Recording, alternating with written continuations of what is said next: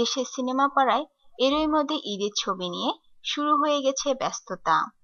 আগে ভাগে ঈদের সম্ভাব্য ছবিগুলো নিয়ে সেই ব্যস্ততার কিছু খবর জানা গেল কয়েকটি শুটিং সেট ঘুরে।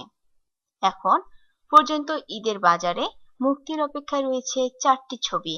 এগুলো হলো বুলবুল বিশ্বাসের রাজনীতি, ওয়াজেদ আলী সুমনের মনে রেখো, বাংলাদেশ ভারতের যৌথ প্রযোজনায় নির্মিত বাবা যাদব ও আব্দুল আজিজ পরিচালিত বস 2 এবং রাজীব বিশ্বাসের নাম ঠিক না হয় একটি ছবি।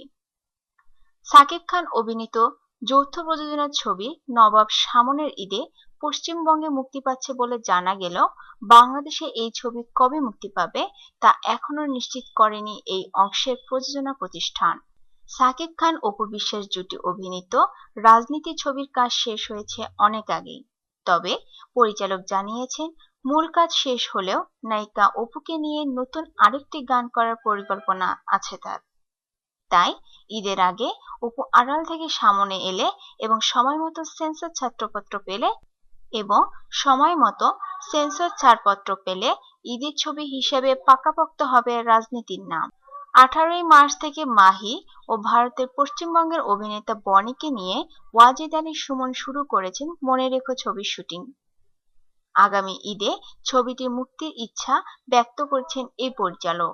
তিনি বলেন, সবকিছু ঠিকমতো চললে আমাদের পরিকল্পনা ঈদে ছবিটি মুক্তি দেওয়ার, সেটা মাথায় রেখেই কাজ এগোচ্ছি।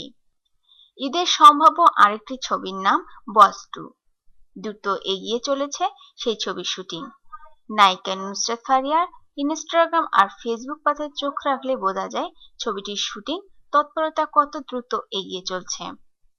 কিছুদিন আগে থাইল্যান্ডে এই ছবির শুটিং হয়। ঢালিউডের জিতকে এই ছবিতে ফারিয়ার বিপরীতে দেখা যাবে।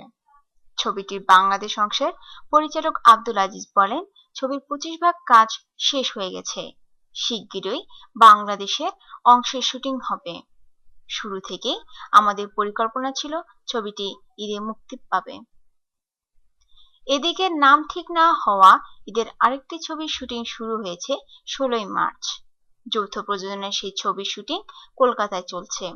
ছবির পরিচালক রাজীব বিশ্বাস জানান, ঈদ সামনে রেখে তারা কাজ করছেন, বাকিটুকু সময় বলে দেবে। এতে বাংলাদেশের সাকিব খানের বিপরীতে কলকাতার নুসরাত জাহান ও সায়ন্তিকা অভিনয় করছেন। তবে সাকিবের আরেকটি ছবি নবাব নিয়ে কিছু দ্বিধা দেখা দিয়েছে। কিছুদিন আগেই এই ছবির প্রথম পোস্টার প্রকাশ করেছে দুই দেশের প্রযোজনা প্রতিষ্ঠান। তবে ছবি মুক্তির ব্যাপারে দুই প্রতিষ্ঠান দিচ্ছে দুই রকম তথ্য। ভারত অংশের প্রযোজনা প্রতিষ্ঠান একে আগামী ঈদের ছবি হিসেবে ঘোষণা দিলেও বাংলাদেশের জাজ মাল্টিমিডিয়া এখনো আনুষ্ঠানিকভাবে বিষয়টি স্পষ্ট করছেন না।